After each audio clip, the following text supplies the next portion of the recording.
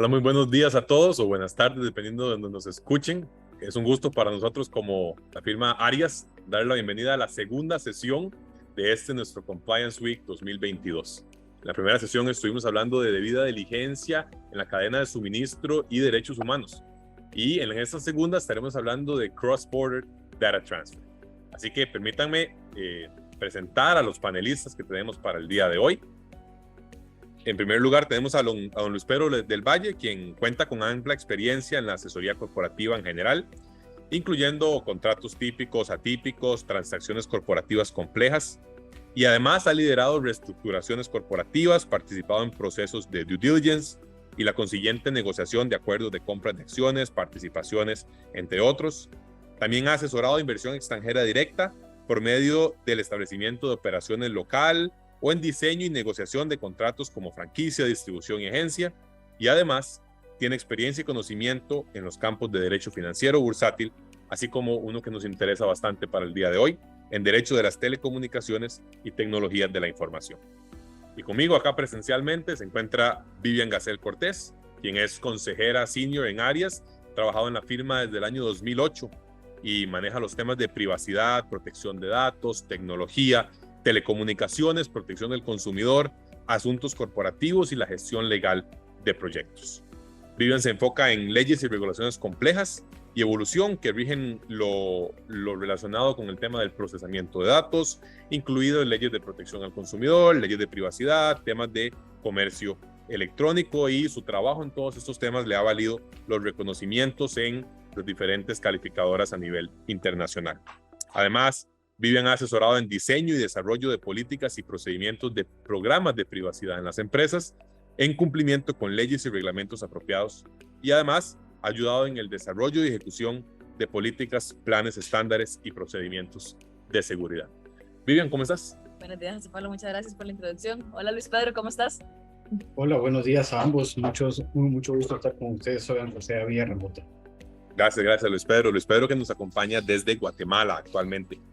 Pues bien, el tema de hoy es Cross-Border Data Transfer o transferencia transfronteriza de datos, que tal vez es una pequeña cacofonía, pero pues es la traducción al español.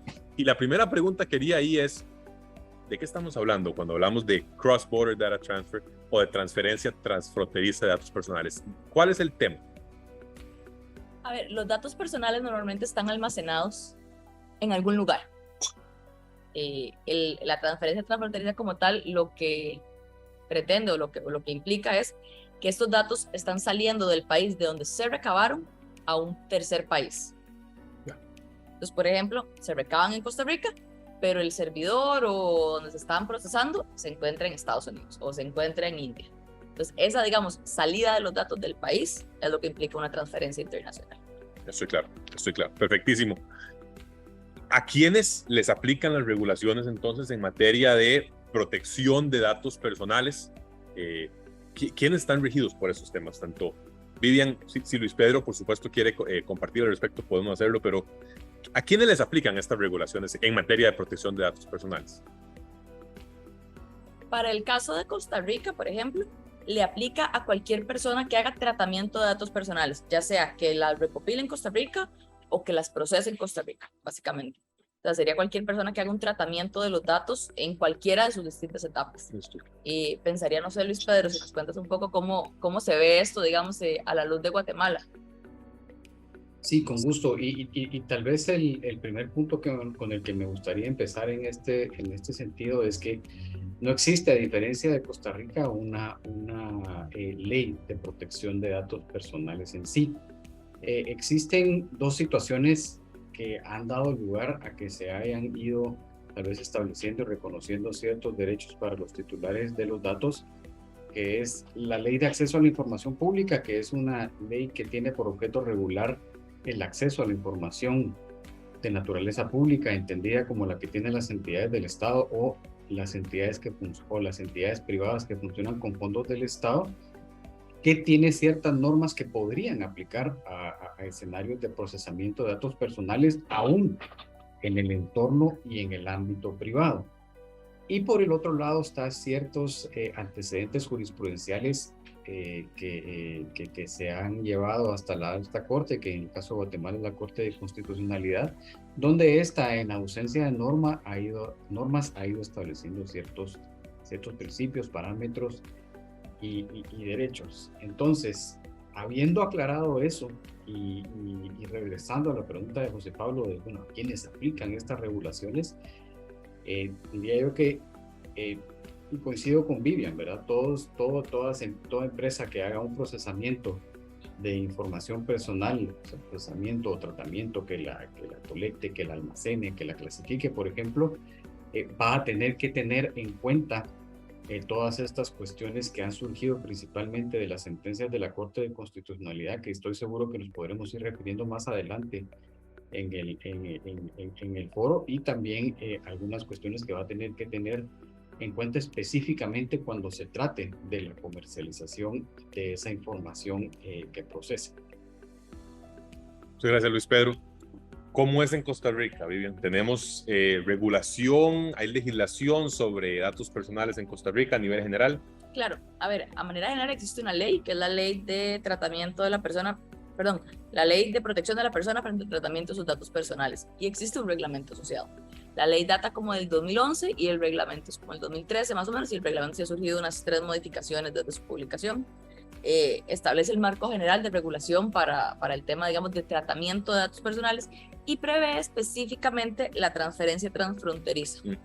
Y específicamente si hay uno o dos artículos que se refieren a esto, a manera general, y la regla, digamos, como macro que se define es que este tiene que ser consentido por el titular de los datos. Ese es como el requisito principal que establece la ley costarricense para que se pueda dar la transferencia transfronteriza de datos. Perfecto, perfecto.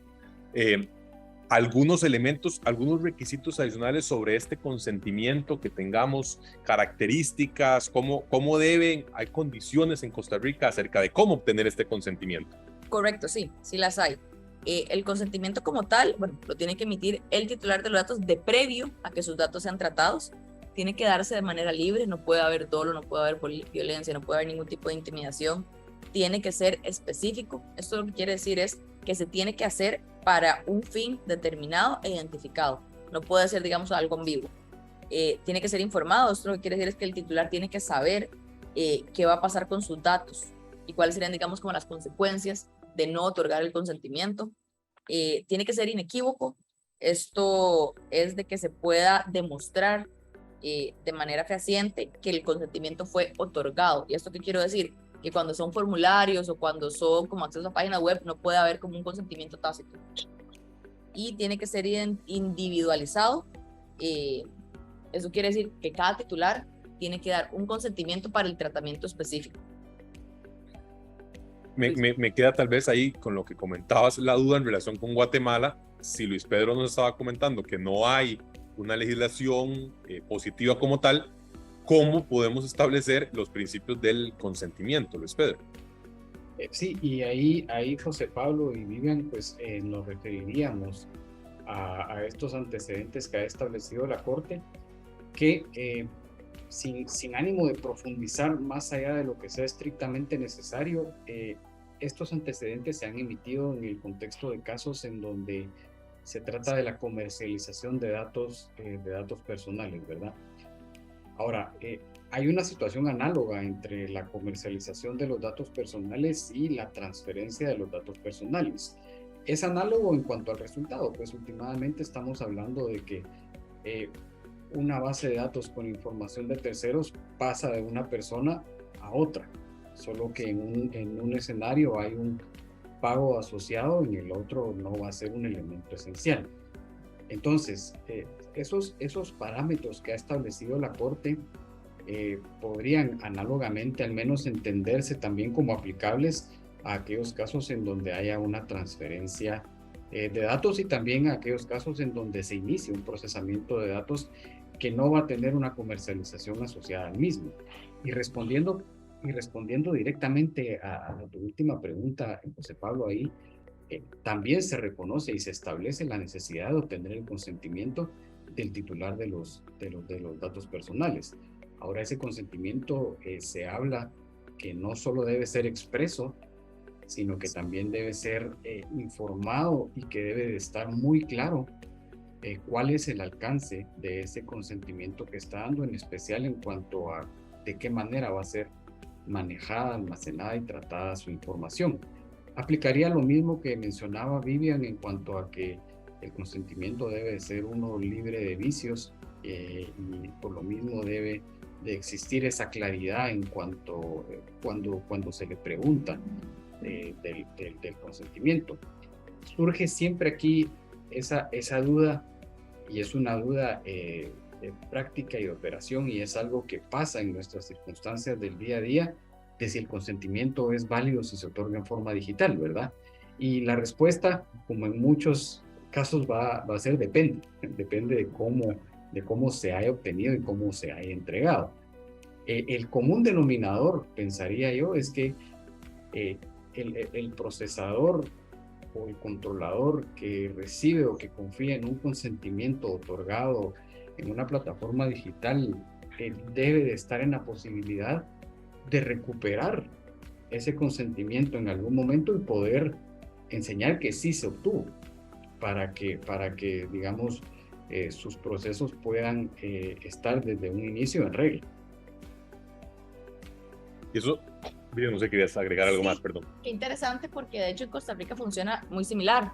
A pesar de que tenemos regulación, en efecto, para los consentimientos digitales, tal como lo mencionaba Luis Pedro muy atinadamente, necesitamos poder validar la identidad, digamos, de la persona que otorga y poder obtener, digamos, o recuperar ese consentimiento para tenerlo conservado durante todo el tiempo que vayamos a procesar los datos. Me parece que eso es bastante una analogía entre ambas legislaciones. Yo observaba lo mismo, de que parece que a pesar de que uno tiene legislación positiva y pues el otro no, algunos principios están siendo bastante similares, ¿no? Correcto. Me queda la duda, Vivian, ¿tenemos algún otro requisito que tomar en consideración? ¿Hay temas de políticas de privacidad, temas adicionales a la hora de cómo estamos recabando estos consentimientos? Y además, si en esas transferencias transfronterizas de datos debemos contar con algunos otros requisitos a la hora de realizarlas. A ver, bajo la ley costarricense, como requisitos adicionales, el único requisito adicional sería el consentimiento para la transferencia transfronteriza. Ahora, cualquier tratamiento de datos personales, ya sea local o transfronterizo, sí tiene que cumplir con una serie de requisitos, digamos, para que sea un tratamiento en cumplimiento con la ley. Estos son, en efecto, tener una política de privacidad, informar o concientizar al personal que va a procesar esos datos de cómo se puede hacer y cuál es la manera adecuada para tratar los datos, seguir protocolos de seguridad y medidas administrativas, tener un procedimiento para validar el cumplimiento de las políticas internas. ¿Esto qué quiere decir? Que yo puedo tener todo en papel, pero tengo que realmente poder garantizar que todo lo que está en papel se está siguiendo en la práctica. Las medidas técnicas de seguridad también tienen que ser no solo que estén escritas en el papel, sino que en la práctica se mantengan actualizadas, que tengamos medidas de seguridad de última tecnología o por lo menos que estén adecuadas de acuerdo a los datos que estamos tratando. Tenemos que tener mecanismos para poder garantizar que los terceros a los que les compartimos datos personales para ya sea prestación de servicios o para que procesen datos en nombre mío, que también estén cumpliendo con mis políticas o mis procedimientos o mis reglas de tratamiento de seguridad de datos. Y más o menos sería como manera general como las reglas que podrían aplicar. Luis Pedro, no sé cómo lo ven en Guatemala, como si tienes algo más o si la jurisprudencia ha dicho algo de, digamos, qué medidas se deberían seguir cuando tratas datos personales. Sí, importante ahí porque vamos, tal vez partiendo la respuesta en dos, diría, como mencioné antes, que para el tema de la transferencia transfronteriza, sí, en efecto, el consentimiento va a ser necesario ahí. Si nos movemos a la esfera de un procesamiento en donde no hay asociado ni comercialización, ni de momento alguna eventual transferencia transfronteriza, sí rigen ciertos principios que ha ido reconociendo la Corte y que son muy similares a lo que tú dices. Entonces, obviamente estamos en presencia de una rama de derecho que como que su evolución es más o menos global, en sintonía, ¿verdad? Porque más o menos se van dando de la misma manera diferentes jurisdicciones. Y dicho eso, aquí dentro de esos parámetros está que se tenga el consentimiento, que sea informado, que exista unas medidas adecuadas de seguridad para almacenar toda esa información personal. Eso desde la óptica del procesador, ¿verdad? Y para el titular de los datos sí se reconocen además ciertos derechos que son los derechos famosos y que van en la línea de ARCO, los derechos ARCO, ¿verdad? El acceso, la rectificación, la consulta y la oposición, que me imagino los vamos a ir tal vez digiriendo un poco más a lo largo de este coloquio. Sí, muy claro, creo, ese desarrollo global que mencionaba Luis Pedro, ¿no? Es una disciplina que se ha ido desarrollando a nivel general y por eso explicaría mucho de por qué jurisdicciones con condiciones muy diferentes están teniendo desarrollos en cuanto a sus principios que aprueban tan análogos, tan similares. Vivian, si habláramos ya no solo de una transferencia transfronteriza de datos personales, sino datos sensibles, también, o sea, le agregamos ese elemento adicional, son datos sensibles. ¿Hay algún estándar adicional que se nos suma a la hora de hacer el análisis o lo contemplamos tal cual? A ver, como les decía ahora, como regla general, el consentimiento es la base. Sin embargo, cuando hay datos sensibles, lo que hay que hacer es un análisis de el tipo de dato y qué medida de seguridad debería tener yo para poder conservarlo, porque claramente un dato sensible implica una mayor riesgo de que cuando se filtre cause un daño al titular. ¿Podrías ponernos un ejemplo de un dato sensible? Un dato de salud. Por ejemplo, no es lo mismo que se filtre un expediente médico de una persona a que se filtre una lista de correos electrónicos. Posiblemente van a hacer más daño con los correos electrónicos, claro, pero es mucho más sensible que se filtre un dato de salud, por ejemplo, o una lista salarial del sector público. O sea, es mucho más riesgoso un dato sensible o podría generar un mayor daño a la persona. Entonces aquí sí es importante hacer conciencia sobre las medidas de seguridad que tiene la organización y si estas son acorde al tipo de datos que están procesando. Por ejemplo, si yo proceso datos de salud, como sería el caso de hospitales o clínicas, deberían tener un sistema de seguridad bastante robusto en comparación con quien simplemente archiva en una biblioteca, por ejemplo. Claro, por supuesto. Luis Pedro, ¿en Guatemala tenemos algún elemento adicional, algún estándar más estricto en relación con datos sensibles o aplican principios generales a lo que decía Vivian? Aquí sí tenemos algo un poco más específico y es algo que sí está normado, aquí sí es ley positiva para el caso de los datos personales sensibles, porque aquí se nos aplica la ley de acceso a la información pública, que como decía al principio es una ley cuyo objeto es regular el acceso a la información pública en propiedad de entidades del Estado o de entidades privadas que funcionan con fondos del Estado.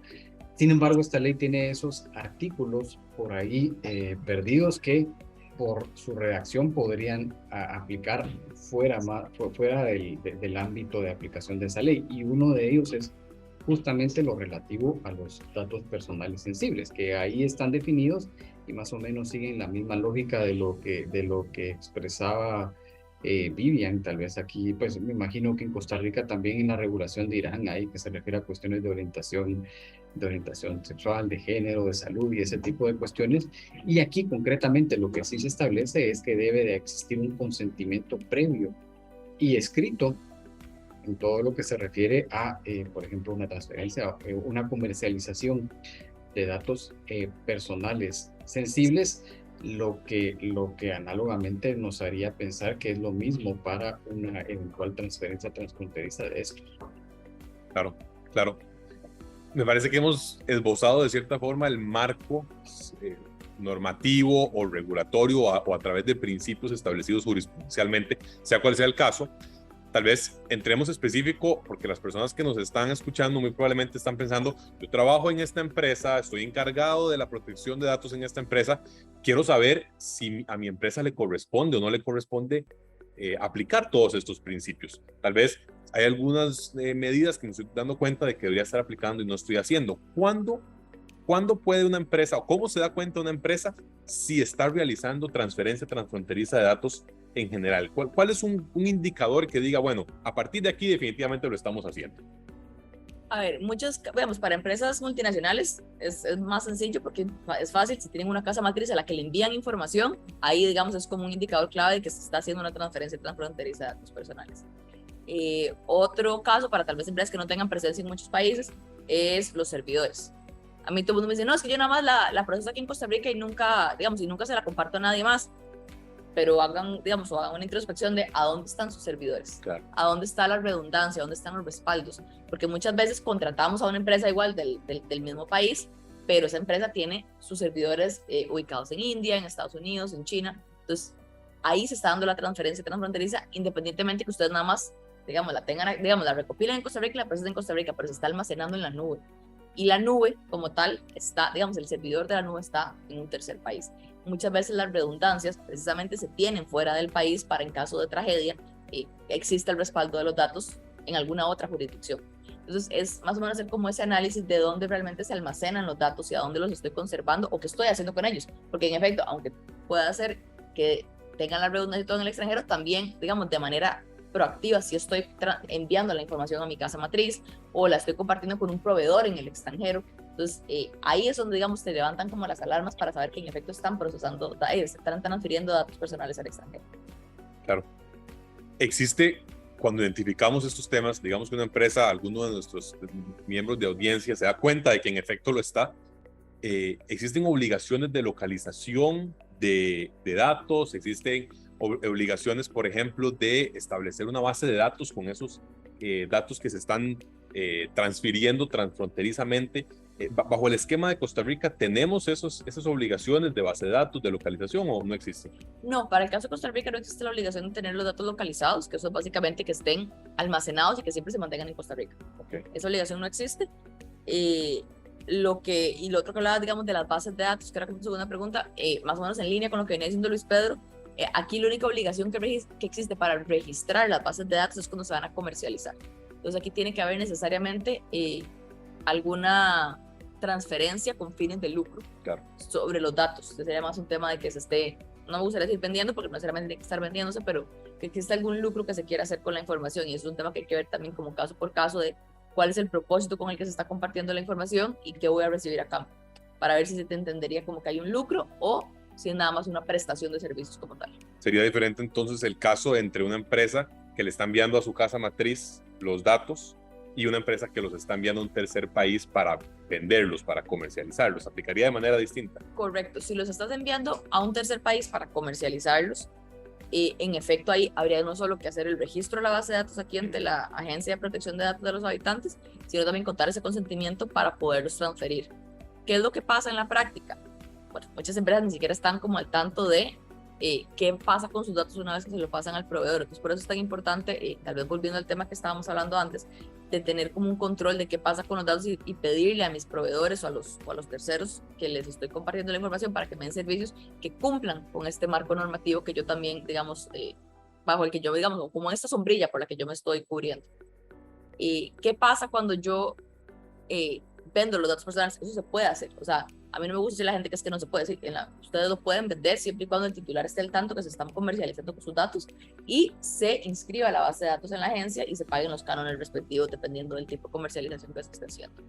No sé, Luis Pedro, si entiendo que ustedes claramente al no tener regulación, no creo que exista una obligación de inscribirlas, pero no sé si te han tenido alguna experiencia sobre estos temas de que se vendan los datos en el extranjero y que les genere algún tipo de obligación a nivel local.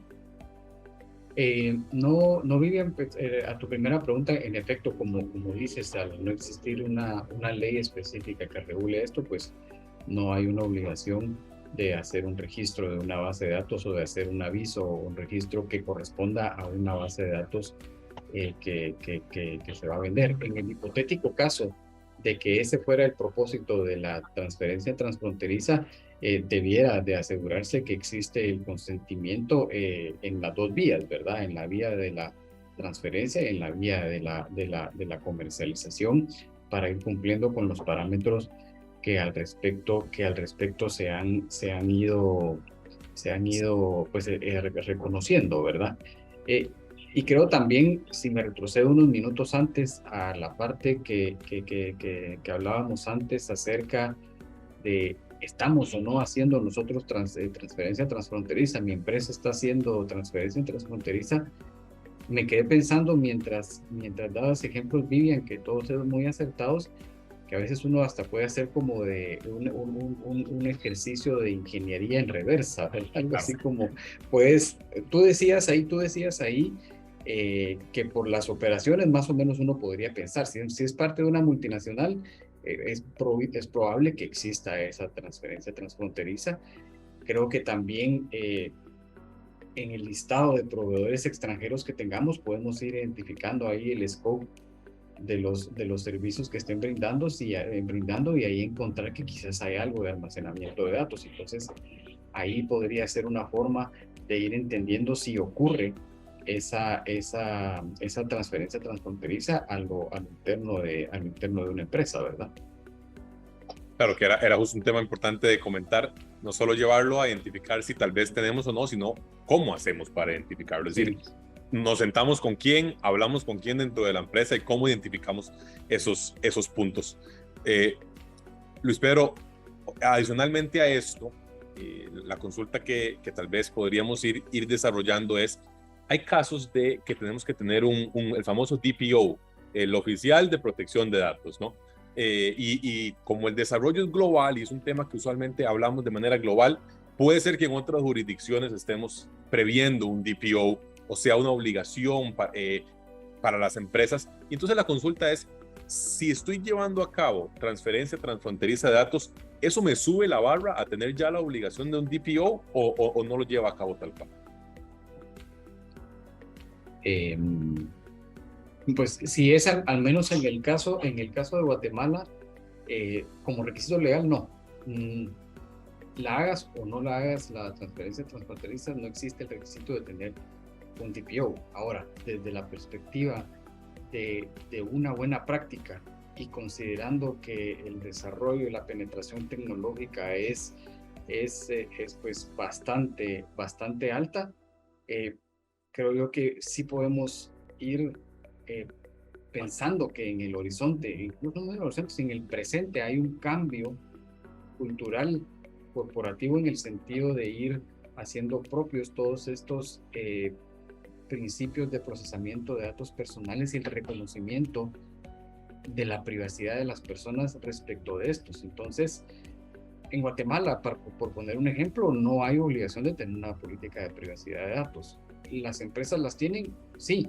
Y dentro de esas habrán unas que las tienen porque pensaron, qué bonito tener una política de privacidad de datos y la tienen ahí, y habrán otras que darán no uno, sino varios pasos más adelante y tendrán todo un andamiaje interno que responda y que pueda estar ahí listo para hacer valer cualquiera de las cosas, cualquiera de los derechos y garantías que se están ofreciendo en virtud de la política de privacidad de datos. Y me atrevería a decir probablemente que alguna de ellas tengan su DPO ahí ya establecido, entrenado, designado y con todo su cúmulo de responsabilidades para este tipo de cosas. Pero nuevamente como una cuestión de buenas y sanas prácticas más que como una cuestión de requisito legal, ¿verdad? Claro. Vive en Costa Rica, ¿qué tal? Costa Rica, bueno, en esta línea vamos muy similar a Guatemala. En efecto, la ley actualmente no prevé una obligación de tener un DPO. Sin embargo, como decía Luis Pedro, lo puedes ver que tal vez ciertas organizaciones, muchas son multinacionales, que como por una práctica corporativa lo tienen, porque al final resulta mucho más sencillo poder centralizar en una persona la responsabilidad de fiscalización. Esta persona, digamos, en otras legislaciones en las que sí existe la obligación de tener un DPO o un oficial de cumplimiento de privacidad de datos, es el responsable de hacer valer todo lo que les decíamos que tenía que estar en papel, asegurarse que en la práctica se realice. Pues, tiene que estar revisando y actualizando constantemente las políticas de privacidad, tiene que estar realizando los entrenamientos a nivel interno o concientizando al personal. Es la persona encargada incluso de velar porque los proveedores o los terceros que están recibiendo la información cumplan con los procedimientos o con las políticas que la empresa les ha pedido para el tratamiento de datos. Es el contacto con la autoridad en muchos casos. Entonces, en el caso que la autoridad tenga consultas o tenga investigaciones que hacer, este va a ser el primer punto de contacto que va a quien van a contactar, por la redundancia, las autoridades para poder acceder a la información que tengan que acceder dependiendo del tema. Pero sí, en Costa Rica actualmente no lo tenemos. En el proyecto de ley que está en la asamblea ahorita, que ha cambiado un poquito desde que entró hasta ahorita, sí se prevé que quieran poner un un oficial de cumplimiento de privacidad de datos, precisamente por eso, para poder identificar en una persona la responsabilidad, digamos, a nivel organizacional, porque ahorita lo que se establece es un responsable, pero el responsable puede ser la empresa, pero no tenés como identificado a una persona puntual. Claro, que no sería extraño un reconocimiento legal de unas buenas prácticas corporativas establecidas a lo largo de los años. No sería algo, digamos, fuera de lo pensable. Luis Pedro, ahorita que comentaba un poco acerca del DPO y decía, bueno, lo vemos a través de buenas prácticas o principios jurisprudenciales, lo hemos visto así también, no solo en tema de DPO, sino también en el tema de si hay bases de datos o demás. ¿Cómo podemos entender entonces el tema de que sea vinculante frente a terceras personas, no involucradas, digamos, en un caso de un juicio, en un caso de una disputa, por ejemplo, lo que hayan resuelto los tribunales en el caso de Guatemala? ¿Cómo podemos entender, a partir de fuentes de derecho y un poco más de teoría general del derecho, esa aplicación de los principios ante la ausencia de una ley general de datos personales? Sí, interesante, ese es un tema bien interesante porque pues hay cierto tipo de sentencias que emiten los órganos, como en este caso la Corte de Constitucionalidad, que es el de mayor jerarquía en interpretación de la Constitución, que en principio por el tipo de acción que motivó esa sentencia, los efectos son relativos, es decir, solo entre las partes que provocaron esa acción. Sin embargo, la redacción de estas sentencias y los análisis que hizo la Corte le dan un alcance mayor. Y aquí nuevamente vuelvo a aclarar que estos casos se dieron en el contexto de comercialización de datos personales, ¿verdad? En esos casos, en varias sentencias que fueron en el mismo sentido, básicamente la Corte lo que dijo es: estamos reconociendo que existe esta actividad y que los individuos cuya información es objeto de esa actividad tienen ciertos derechos que, aunque no están expresamente reconocidos, nombrados en la Constitución como tal, y no hay una ley que lo regule, sí forman parte del catálogo de los derechos humanos. Y entonces los incorporaron a esa sentencia y dijeron, sí, hay un derecho de autodeterminación informativa. Y el hecho de que en Guatemala no exista una legislación no quiere decir que esos derechos se van a quedar sin protección. Entonces, dice la Corte, para todas aquellas actividades de comercialización de datos personales, estos son los parámetros que van a regir y estos son los derechos que van a tener los titulares de los datos. Y va más allá todavía y dice, la comercialización de datos personales que se haga sin observar este tipo de parámetros o este tipo de derechos puede ser considerada una actividad ilegal que cause algún daño o perjuicio a los titulares de los datos. Eso nuevamente en el contexto de comercialización de datos personales. Pero ¿qué es lo que uno válidamente puede esperar? Que si reconoció esos parámetros y derechos para la comercialización de datos personales, esos parámetros y derechos pueden ser perfectamente aplicables a el procesamiento de datos personales sin un elemento de comercialización. Entonces, ¿qué es lo que los ciudadanos podrían esperar? Si el procesamiento no se hace de acuerdo a esos parámetros, perfectamente podrían iniciar una acción, citar estos antecedentes y muy probablemente la Corte resuelva en el mismo sentido que resolvió los casos de comercialización. Visto desde la otra perspectiva, quienes procesan datos personales bien hacen en tener en cuenta estos parámetros y estos derechos, porque es justamente lo que un ciudadano titular de datos personales podría esperar al momento de que inicie una labor de procesamiento de datos personales. Entonces, regresando a la parte principal de tu pregunta, sí, definitivamente por el tipo de proceso no debieron de haber afectado más que a las partes involucradas. Sin embargo, la Corte, por la ausencia de legislación que hay, le dio ese alcance. No se convirtió la Corte en legislador formalmente hablando, pero para efectos prácticos pareciera que sí. Sí, esa era la consecuencia que parecía derivarse, ¿no? Que ha suplido de cierta manera la Corte la ausencia normativa que existe, al menos en el caso de Guatemala. Sí, correcto. Tal vez solamente para terminar esta línea de pensamiento y ya poder cerrar con este punto, ¿se vislumbra en el futuro guatemalteco una ley, una fuente positiva que regule estos temas de datos personales, o todavía no es algo que se note como probable? Sí, sí se vislumbra. De hecho, tenemos compromisos internacionales, tal vez no expresos, que digan, usted como país deberá emitir una ley de protección de datos personales, pero sí está, pienso ahorita, por ejemplo, en el acuerdo de asociación con la Unión Económica, con la Unión Europea, donde las partes reconocen que sí hay, que van a hacer sus mejores esfuerzos para establecer parámetros de protección de datos personales, reconociendo que esos parámetros son sumamente importantes para promover el comercio electrónico global. Entonces, ahí tenemos uno.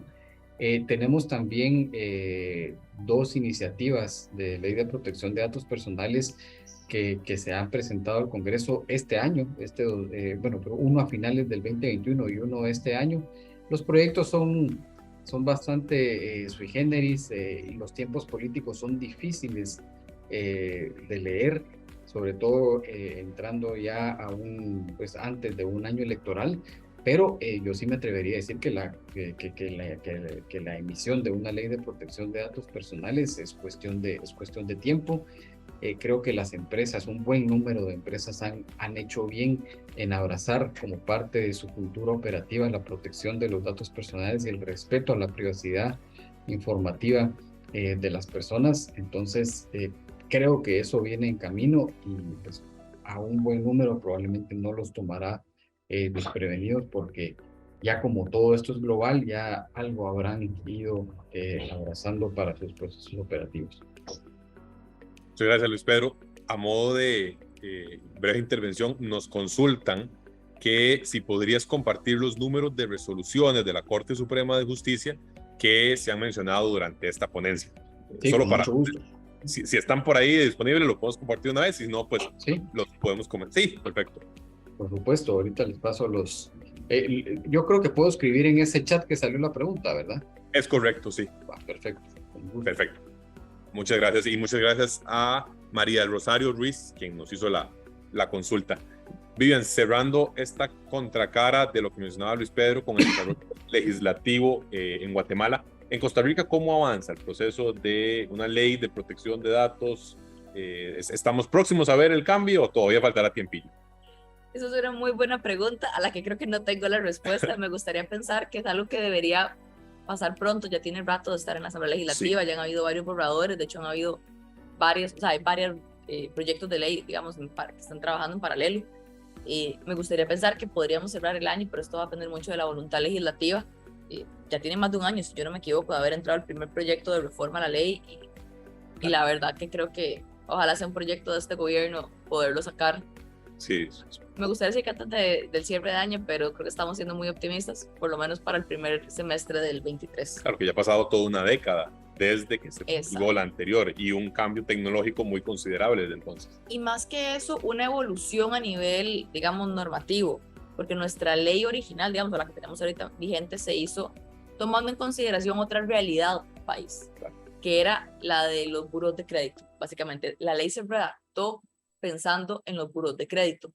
Entonces, mucho, digamos, cuando uno la lee, hay muchas, digamos, regulaciones o normas que entendiendo ese trasfondo uno les ve el sentido por qué existen. Sin embargo, cuando uno lo extrapola a la realidad, se da cuenta que que hay cosas que no tienen mucho sentido, y de ahí por eso es que el reglamento ha mutado tantas veces para poderlo ir adaptando, porque claramente es mucho más fácil modificar un reglamento que hacer una modificación completa de una ley. Pero bueno, creo que el legislador tiene unas muy buenas intenciones y va por muy buen camino, y creo que parte de lo que están queriendo hacer también es no solo adecuarnos, digamos, a la realidad, sino es levantar la barra y poder ponernos a los estándares de lo que es el reglamento europeo, que parece que actualmente es de lo más robusto que hay, claro, y es como el estándar al que la mayoría de organizaciones quieren llegar. Sí, precisamente. Y dentro de eso, un tema como el que nos atañe precisamente el día de hoy, de transferencia transfronteriza, datos personales, un desarrollo pues moderno que debe tutelarse también por el legislador. Creo que comentamos el marco conceptual, marco normativo que teníamos en relación con estos temas. Vimos la práctica en el día a día para las empresas, y tal vez la consulta ahora sería: hablemos de lo anormal. Anormal en el sentido de que no debe suceder, pero tal vez sucede con cierta normalidad. Hablemos de filtración de datos personales. Sucede un evento, se filtran los datos personales, existe un deber de notificar.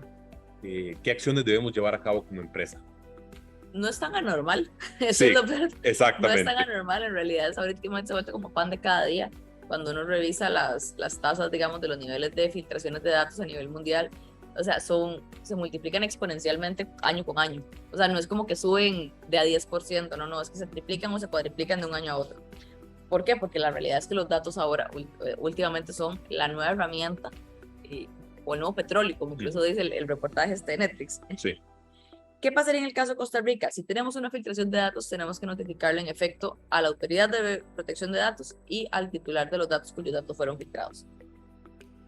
¿Qué pasa en estos casos? Bueno, a manera general, tengo 5 días para hacer la notificación a ambos. En la práctica, en 5 días a veces ni siquiera saben por dónde entraron. O sea, quienes sufrieron la vulneración no tienen claro cómo hacerlo, pero bueno, entonces tenemos que hacer un primer reporte que tiene que contener por lo menos la naturaleza del incidente, que tiene, los datos personales que fueron comprometidos, qué acciones se realizaron de manera inmediata, y casi siempre la respuesta es, bueno, cambiamos contraseñas o cerramos accesos a todo el mundo para que nadie más pudiera acceder a la información, se descargaron o se bajaron, como les gusta decir a los técnicos, las bases de datos para que no estuvieran en línea. Y por último, es el medio para recibir consultas o para obtener más información acerca del, digamos, de la vulneración que hubo. ¿Qué es lo que pasa? La ley, si bien establece una obligación, no establece una multa. Entonces, claro, muchas empresas, de cara que a veces consideran que es más el riesgo que se haga público que sufrieron una filtración, porque hay un riesgo reputacional también que puede tener una consecuencia más grave que una multa. Entonces, hay gente que a veces las empresas inclinan por no hacerlo. ¿Qué es lo que pasa? Que a nivel de cumplimiento, aunque no haya una multa, lo que corresponde es hacer la notificación. ¿Por qué? Porque a la empresa hacer la notificación, por lo menos informa a la autoridad que esta filtración se dio, y en caso de que un titular de los datos se entere que su información se filtró o sufra algún agravio, por lo menos ya la empresa cumplió con hacer el reporte y se entiende que no hubo mala fe. Si la empresa no reporta y, no sé, 2, 3 meses después llega un titular de los datos a decir, bueno, es que mi información de tarjeta de crédito, mi información médica, mis datos personales que yo sé que conservaba tal organización, ahora están por todo lado, o aparecieron en el dark web, o lo que sea que haya pasado con esta información, y me causó este perjuicio. Me clonaron mis tarjetas de crédito, mi expediente médico apareció en otra aseguradora y entonces ahora no me están queriendo cubrir X condición de salud. Si eso llega a pasar, entonces ahí sí la empresa se va a ver afectada con una multa e incluso con una investigación para ver si realmente está cumpliendo con los estándares locales sobre el procesamiento de datos personales. Perfecto. Luis Pedro, ¿qué tal en Guatemala? Ante una filtración de datos, ¿cómo entendemos esa obligación de notificar? Ante la ausencia de una legislación, ¿nos referimos al derecho civil? ¿O qué hacemos en estos casos? ¿Cómo comprendemos los deberes de actuar por parte de quien se da cuenta que ha habido una filtración de datos?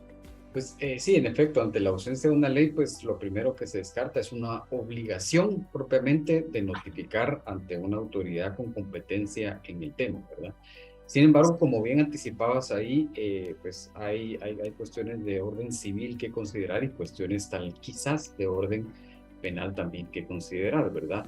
En el orden civil, atendiendo a cada caso, pues habrá que establecer si puede existir una responsabilidad civil objetiva para el procesador de la base de datos, considerando que pueda haber faltado a obligaciones de diligencia en cuanto a las medidas de seguridad que reclamaba la tenencia de la base de datos, ¿verdad? Entonces, ese es un primer assessment que habría que hacer. Habría que hacer también una segunda evaluación desde la perspectiva de qué información había en esa base de datos. Y esto es importante y relevante porque siempre moviéndonos en el mundo, como decías al principio, de los don'ts, ¿verdad? De los casos que no deben pasar, hay ciertas bases de datos con información de carácter íntima, por ejemplo, o muy sensible, que la ley tipifica como registros prohibidos. Entonces, puede ser el caso en donde no solo la filtración haya ocurrido, sino que también la base de datos era una base cuya tenencia ya de por sí constituye un tipo delictivo. Entonces también tendríamos que ver las implicaciones de ese lado. Y nuevamente también caso por caso habrá que ver la conveniencia o no de notificar al Ministerio Público, pensando en que quizás si fue por ejemplo por una violación de las medidas de seguridad, una violación al firewall, algo que podríamos considerar como un ataque cibernético, por ejemplo, en donde no obstante el titular de la base de datos puso todas las medidas razonablemente requeridas, aún así se dio el ataque y la invasión, pues ahí podría haber un tema que investigar y podría ponerse eso en conocimiento del Ministerio Público. Esto sin perjuicio de pues, los procedimientos que podrían llevarse a cabo, de avisar a los titulares de los datos acerca de la filtración. Siempre habría que ver con bastante cuidado la obligación de notificar o no al Ministerio Público. Pienso yo que en la medida que podamos demostrar que se trata de una violación a medidas razonablemente establecidas y a un firewall, podría ser materia de que el Ministerio Público investigue. Y volviendo un poco al principio de la pregunta, porque esto es súper interesante, tengo por ahí a mano unas estadísticas de Kaspersky, la multinacional. Y, por ejemplo, para finales de 2021, decían ellos, en el 2021 decían ellos que para finales de ese año, cada 11 segundos, una empresa habría sido el blanco de un ataque informático. Ellos concretamente hablaban del ransomware. Pero todo esto, pues, para poner en contexto que este tipo de filtraciones, productos de ataques, están a la orden del día. Existe un riesgo de que esto pueda pasar, y pues no solo se trata de tener en cuenta lo que la ley puede establecer en caso pase uno, sino también de como empresas ir adaptando políticas de ciberseguridad que sean integrales y que involucren a todos los actores dentro de la empresa para saber cuáles son esos puntos más vulnerables a un ataque cibernético. Sí, Luis Pedro, muchas gracias. Parece sí que la normalidad parece ser la filtración y el ataque, más que la anormalidad en la práctica, el día a día, lamentablemente. Luis Pedro, hablemos un poco tal vez de asignación de responsabilidades. En el caso de un breach, precisamente de lo que estamos hablando. Hay una filtración, tienen eventos o consecuencias negativas, sucede un breach y estábamos, por ejemplo, en un contrato de consumo o teníamos una relación contractual de cierto tipo. Es dable que yo de manera previa haya asignado la responsabilidad relacionada con la filtración de datos personales o limitado mi responsabilidad como empresa, o este tipo de cláusulas podrán ser consideradas abusivas o simplemente no serán tomadas en consideración. ¿Cuál es tu opinión, Esther? Lo segundo pienso, José Pablo. El bien que está tutelado con este tipo de disposiciones, como ir reconociendo los derechos de la privacidad informativa de las personas, está en un lugar en donde quien recibe esa información, pienso yo, no puede decir si existe un breach, me desentiendo y no tengo ninguna responsabilidad, ¿verdad? Creo que el bien que se está tratando ahí es de tal relevancia que ese tipo de cláusulas no se tomarían en cuenta, y a mi juicio no serían oponibles, ¿verdad?